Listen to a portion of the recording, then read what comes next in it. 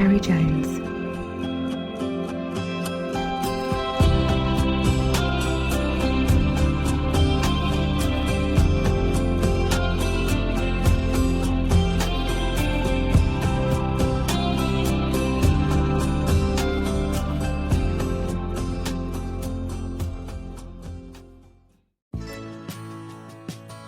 Hi guys, and welcome to this week's podcast. I want to start off this week by saying a big thank you to everyone who's messaged me with congratulations and best wishes over the new appointment I've had, editor of the Fly Fishing Journal by Nous Media.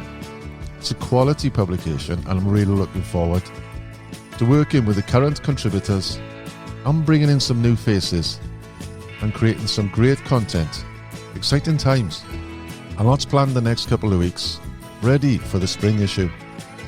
But I want to let you know there's no problem with the podcast, that's still going ahead, strong as ever.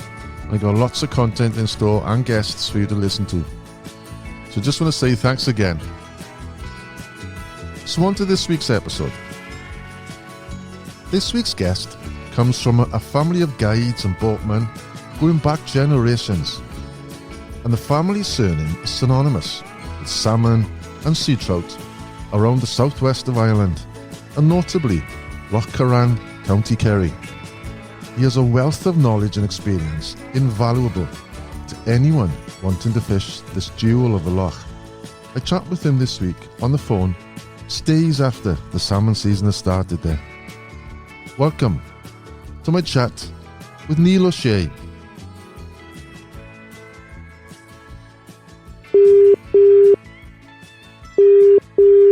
Hello, Kerry. Hello, Neil. How are you? I'm not too bad. Well, I've been looking forward to this chat for quite some time, and I've prepared myself, and I've got a can of Guinness beside me as well. Oh, very good. So the season opened Tuesday. Have you been out? I have been. I was out on Tuesday. Yeah.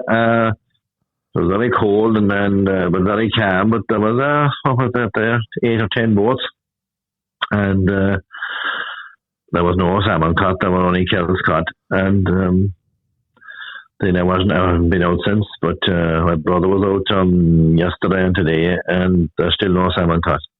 Nothing happening. The lake is very high, and you know it needs to settle down a bit. Like we've had a tremendous amount of rain altogether.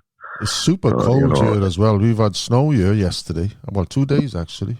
There's been a lot of snow. All the mountains around here are all snow as well. But up, even if you went less than 50 miles north, there was a lot of snow here, but we didn't actually get snow on the ground here.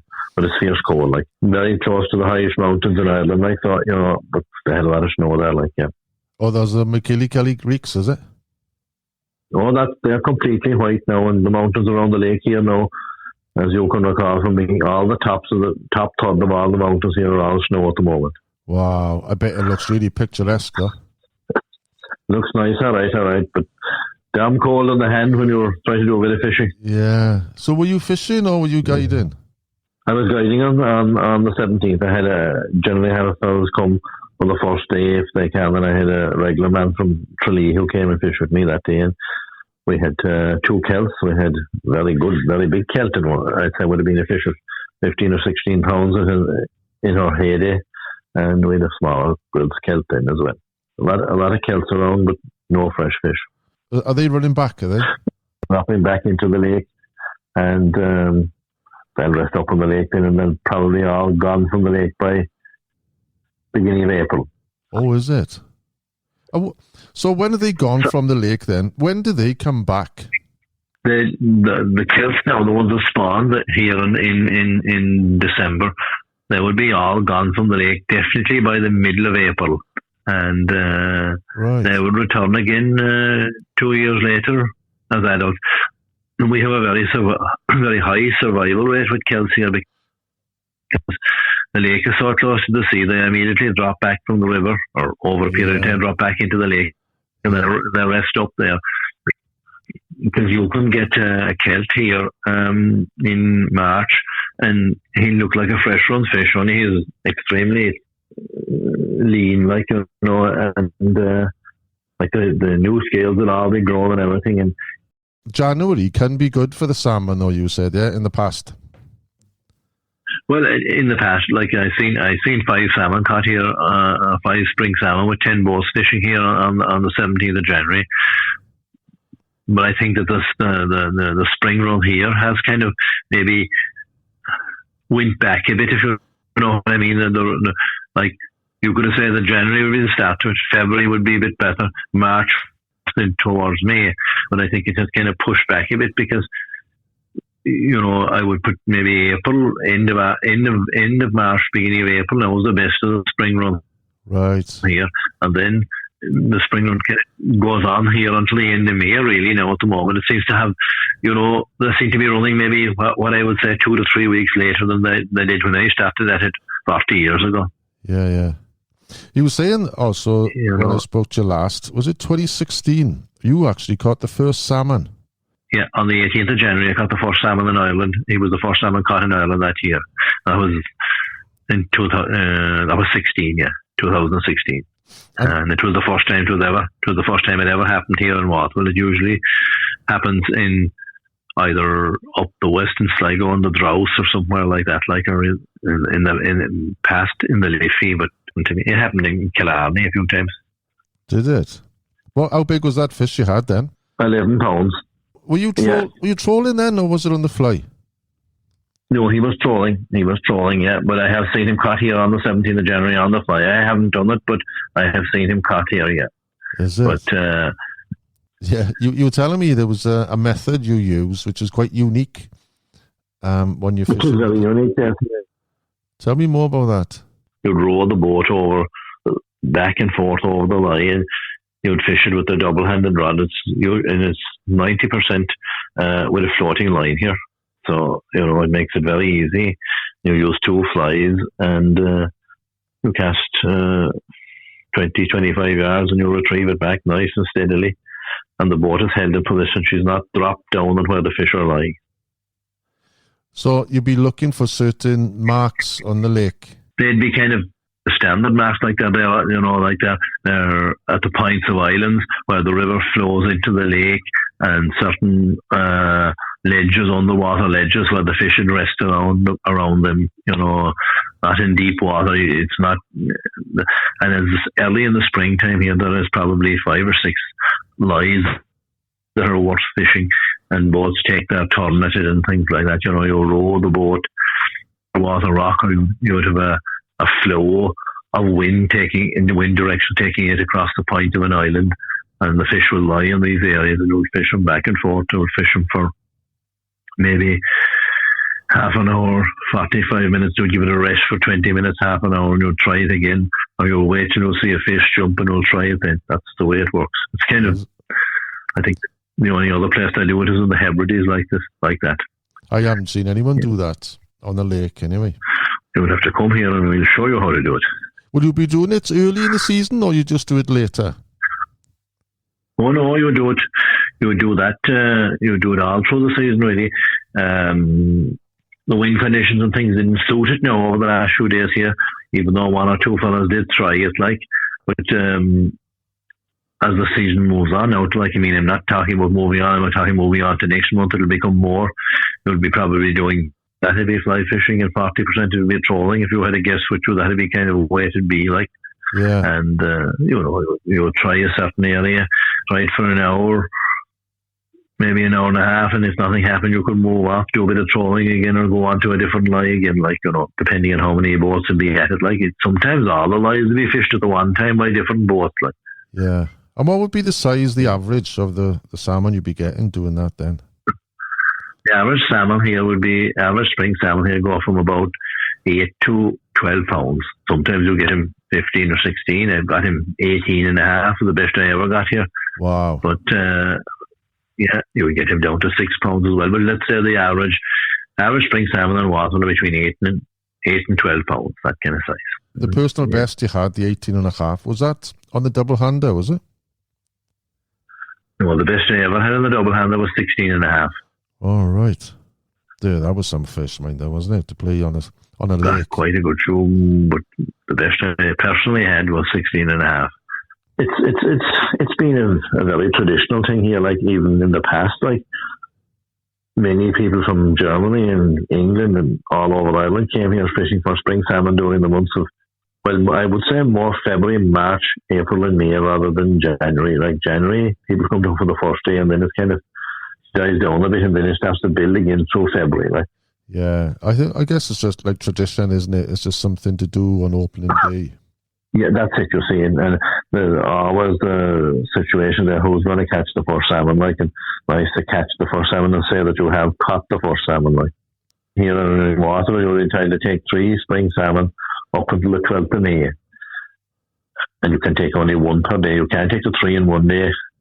All right. If you catch one fish, and if you catch another one, you have to release the second one.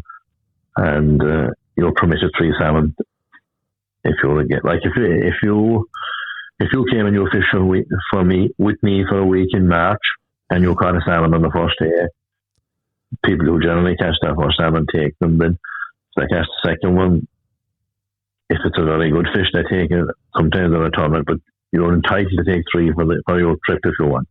But still, if you came back a week again before, let's say you came in March for a week and you fished and you got your 3 salmon, and you came for a week in end of April again, well, you can't take any more. You have your 3 salmon. That's right. State rules here. More and more people are releasing fish. Like, I would say now that 70% of the salmon that are caught are released here now. Like, that's good to say. Like, it's not necessary to. It's nice to be able to take a salmon, but it's not necessary to take them all. You live right near the lake, don't you? More or less on the shore. I'm about, as the crow flies, I'm about, what would I say, 600 yards, 1,000 yards from the lake, and I'm a quarter of a mile by the road. Because I remember I fished it a few times, and I've gone out from your harbour, and it's quite. That's my harbour. Yeah, it's a lovely spot there, isn't it? That's in my brother's. That's in my brother's land, and we developed the harbour. Well, it was kind of always a natural harbour there, but we kind of developed it a bit back in the 80s, and made it safer for the boats to be moored there and all that. Like, so. Yeah. We have. Have you always lived there? I only moved about a quarter of a mile. Right. And that's where you are now? Oh, yes, so I'm sitting here now looking out on the lake. It's a bit dark now at the moment, but the only reason I moved is I have a better view from where I am now than where I was before. Well, that's not a bad... I'm looking down on the mouth. I'm looking down the main fishing part of Currane. I have a long history in it because fishing came to me from both sides of my mother's side and my father's side. My father's side, I'd be the 4th generation, and my mother's side, I'd be the 3rd generation. So, wow, it's going on a long time, and we've always been gillies. Like, and my brother's a gilly as well now at the moment. And my father and my grandfather and my granduncle and all, and my uncle, my 2 grandfathers were both gillies. Natural thing for you to go into it. So how many years have you fished then? I've been fishing 4 or 5 years old, 4 years old. I thought that I'm fishing ever since, and that's 56 years ago. I'm a gilly for probably 40 years, I suppose now. Have you noticed the fishing has changed over the years since in the early days? I suppose, yeah. I suppose with salmon fishing, it goes up and down. Like, I mean, last year was a very good year by us here, and we had 3 poor enough years before it, and then we had a very good year. It kind of salmon fishing fluctuates, and sea trout is the same. Like, I suppose sea trout fishing, like it's like everything. People who always think, who talk about fishing centres better than the past, but I mean, like, in my reading of that, in my years, with people remember the days they catch, but they never remember the days they don't catch. So yeah, you always think of the good days, then you look back. If I was coming over, well, I will be coming over in May. Now, what would be the best time to fish for the sea trout there then? Would May, June be probably, the time to fish, I guess, would it?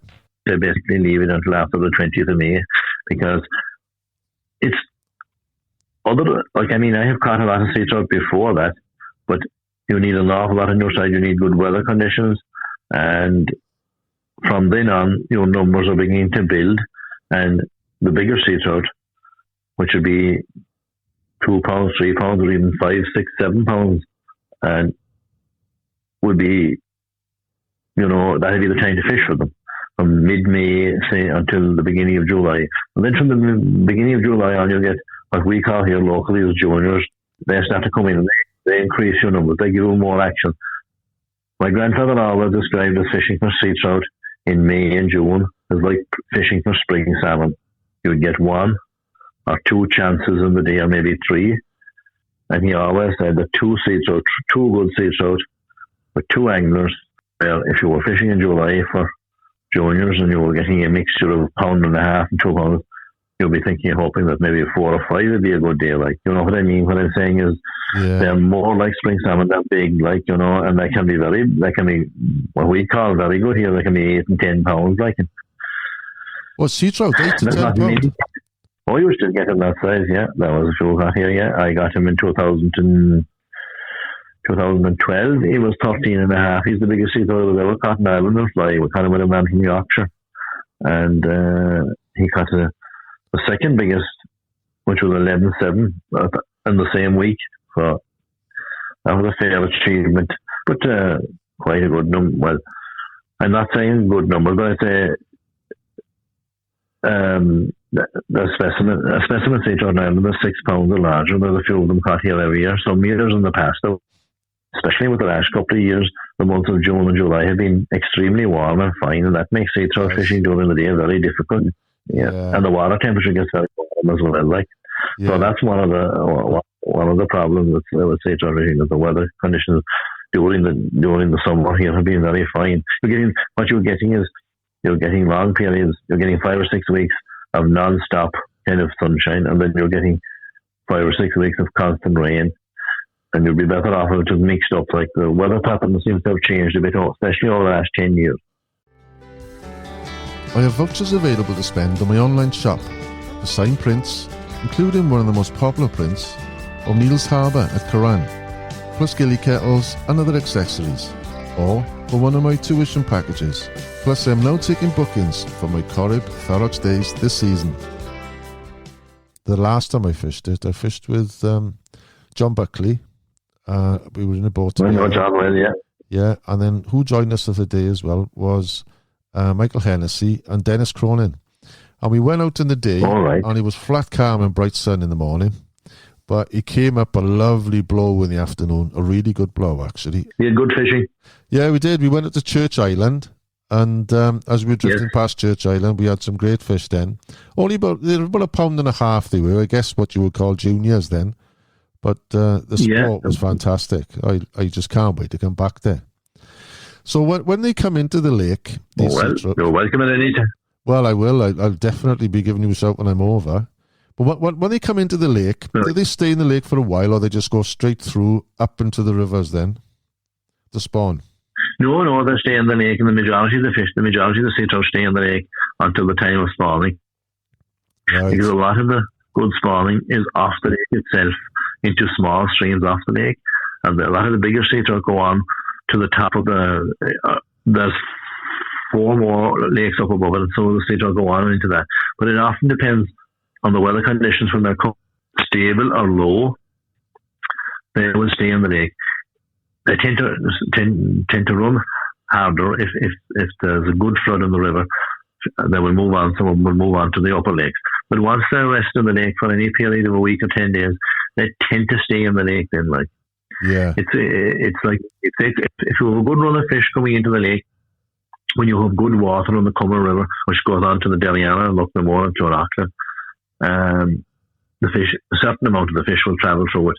But other than that, the majority of the fish will stay in the lake until end of August, beginning of September. And then when you get September floods, they'll move on to Deliana, and then they'll rest there, and then they'll drop back into the Cumber system to spawn the bigger fish. But a lot of the sea trout that come here do not even go on to them when there's a lot of smaller streams coming into the main lake, and they have very good spawning off them. But the majority of the juniors will stay in the streams off the lake.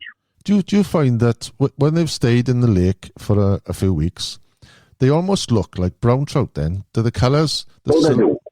It's difficult to tell because we had fish and we weren't sure if they were browns or sea trout, but apparently they were sea trout. It's just they've been in for a while. That's it. Oh yeah, I mean, unless you're very used to it, and you're catching sea trout, say, of 3/4 of a pound to a pound and a half, and they're in the lake. Let's say they came into the lake in mid-June, end of June, and you catch them in September. They're very, very much similar to brown trout, like very dark.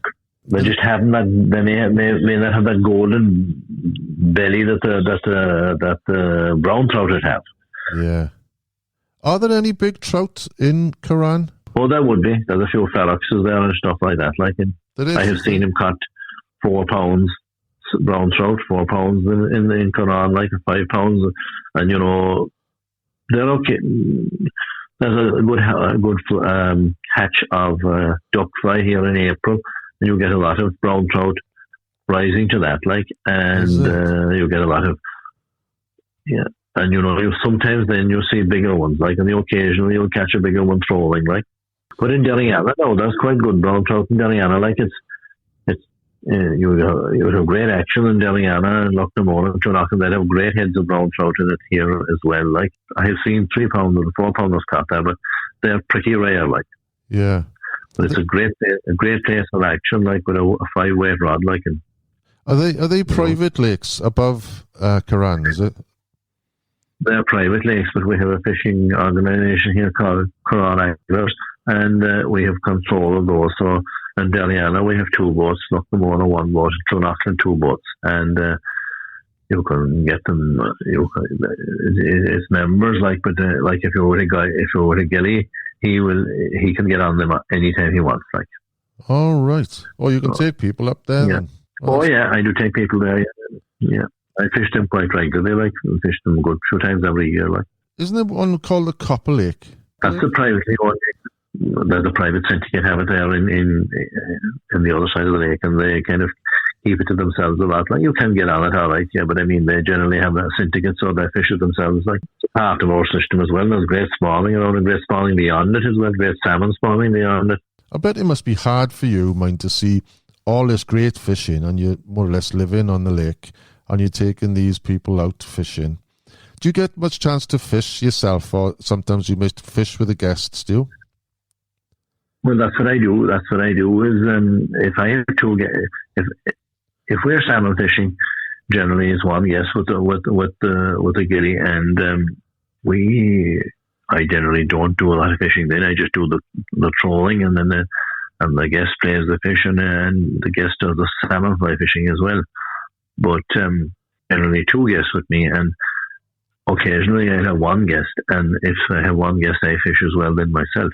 Or sometimes when you're fishing there for 3 or 4 or 5 days, with people often take a break for an hour, and I will fish that period myself. Like, that's right. Generally what I do. Like, you could say that 65 to 70% of my guests are repeat clients. I'm speaking to 2 of them this evening. I'm speaking to one guy from Newcastle and a guy from Devon. Both of them lining up their plans for next year. Going back to what we were talking about, the brown trout, do you get a mayfly hatch down there? You get a duck fly and you get sedges, but there's no mayfly here. Very acidic water here. You see it coming up bogland, and you wouldn't have any limestone. So you get a very good duck fly hatch here, depending on the conditions. Usually in April time, and you get sedges there during the year, and then later on in the year you get daddy long legs, and that kind of activates sea trout. Yeah. And we have, the flying ant. You see him getting blown off, and very effective for sea trout. If you get him blown off the land over the sea, it activates the sea trout very much. Does it? But you could go for 3 years without seeing him, and then you could see him twice, coming 2 different times in 1 year. Like last year, he came in August there, like, and the temperature was very high, and there was a certain amount of sea trout rose to him, and a certain amount of brown trout rose to him very much as well. But for 2 years previous to that, I hadn't seen him at all. Like, so, it's a very fickle hatch, like, Yeah. I bet you could probably fish dry fly for the sea trout as well then, I guess, if they feed. Oh, I've caught them on the dry fly, yeah. Especially if you see, if you see daddies being blown over the water, or you see sedges and you fish a dry sedge, or you fish a dry, the clink camera, I see him work here, and, you can also grease up a daddy or grease up a green peter, and muddler is a very good, pull him across the surface. Yeah, they like a wake. They love that, yeah. They'll chase it. Not often, they won't always take it, but you'll bring them you'll get them activated anyway. Yeah. Tell me, what's the story with Butler's Pool? The people can fish that, or is it a private? Or? Oh, you can. Well, it's just private fishing, but it's owned by the people in Waterville House. They own one of the golf courses here in Waterville, and you can rent it on a 4-hour basis. You usually have 3 beats in the day, and but generally the spring salmon don't try to rest there. They can run through it very fast into the lake. Right. That's generally better off from into June on, when you get grills coming and they'll rest up for a while. And if the lake is in good water level, you have very good water on it, because it's only 500 yards long, and wow. It's a good height. You have a very good flow on it, and the fish will come into it, and there's a couple of kind of runs in it, and they'll rest in that for a while. They come off the tide. They generally run from Trickwater tide up and back to Trickwater tide again. Because isn't it it's only about a mile from the sea to the lake, isn't it? Oh no, it's less. It's only 500 yards. Is it as short as that? The short of that from the road bridge to the sea is about 500 yards, and once you're above the road bridge, you're into the channel that's into the lake, and that's only 500-600 yards long, and you're into the main lake then. Yeah. Well, actually, once you come above the road bridge from Butler's Pool, it's regarded as the lake. And from the bridge to the sea is privately owned by Waterville House. And it's easy going to be. At the end of the year, then in August and September, some of the bigger fish, like the springers, back down into Butler's Pool, because there's a good spawning river that goes off the Butler's Pool then, and some of them go up there to spawn, and then they'll be backing down, getting into position, and you can get good numbers of fish in Butler's Pool, especially in August, September time. And it fishes well then if you have good water, it fishes well then. It just needs the flow to push it through it. Other than that, it's a little bit dead. Because didn't there used to be traps, you said there? Oh, there was a trapping station. Back in the time of the landlords, 1910 and 20s and 30s, that kind of time, it was being trapped from midday on Monday to midday on Friday. And in 1974, 75, I'm not sure which year, the trapping stopped. A man called an Irish American, the one that then called Johnny Mulcahy, and he stopped the traps completely. And since then, it has been free to run through for anyone. Have you got any goals you want to do this year? A good goal would be to catch a bigger sea trout than I have already caught. The best I've ever caught in my own rod was 10.5. To my guess, I've got him up to 13.5, but I'd like to get one. They'll put me into the record books for a long time. Yeah, that would be nice to have, wouldn't it? Would you case that then? It would be. The one that I caught with a man from Yorkshire was cased into one of the pubs in Waterville. It's still nice to have, isn't it? It's nice to see the cased fish in the bars. I love seeing it. It's nice. It's something you won't see much anymore. But it's all catch and release for sea trout here. One of the funny stories, I remember seeing a big fish Dennis Cronin was holding years ago, and he put his profile up. Dennis, yeah. But it wasn't actually his fish, and it was John Buckley's. I think that was a great fish. So, is a specimen fish classed as £6, is it, and over? 6 pound or larger, yeah. And what I actually do is I class a specimen sea trout now as 62 centimetres or longer. All right. If they have a change, you see, you know, it's very hard to weigh a fish if you're returning him. But well, I'm hoping now. After the middle of May, then I will come down the end of May, and I'll have a day out with you. Well, there's one more question, which I ask everyone, and I Yes. guess I got an idea where this is going to be. It's a bit silly asking it, really. But where would you want to be to make your last cast? Oh, I suppose the mouth of the river, and we call it the mouth of the river, where the river Cummer flows into the Lough Currane. On the flow in there, I have seen a lot of good fish there, and I've seen a lot of men catch good fish, a lot of fish there, and I suppose it'd be a good way to go out on. That can be any time of the year. It makes no difference. You can get him there on the 17th of January, or you could get him there on the last day of September, or the 12th of October. Well, I'd like to experience that spot with you this year. The ball is in your court now. You'll get back to me and I'll get it sorted. And I'll get that photograph, the prints for you as well. So I'll actually get your address and I'll send you a print, because that's been around in so many magazines and articles and online. And I didn't realise it was your harbour at the time, you know. It's our harbour. It's been our harbour for as long as anyone can remember. Yeah. And you know, we can do it well, like if you have 1 day or 2 days or whatever you're here, we can do a day in Currane, and we can do a day on one of the upper lakes, and you can see that as well. Like, what you could do is try to arrange for 2 days and get back to me and get you a time that I'm free, like before you come. Get back to me and see when you're going to be here, and we can do that. Like, I really appreciate that. You just bring yourself, and we can do that, and we can do a bit of drifting for sea trout and do a bit of trawling for salmon, and then the second day we can do a bit of brown trout fishing in the upper lakes. Oh, that sounds idyllic. Very good, very good. Well, I really enjoyed the chat, Neil, and hopefully I'll catch up soon. And Yes. see you in a couple of months' time now. I hope you have a salmon or two now in the next week or so. We'll be trying anyway. We'll be trying. We'll always get him. It's only a matter of time. Sooner or later, our day will come. Then, well, many thanks, Neil. I shall speak to you soon.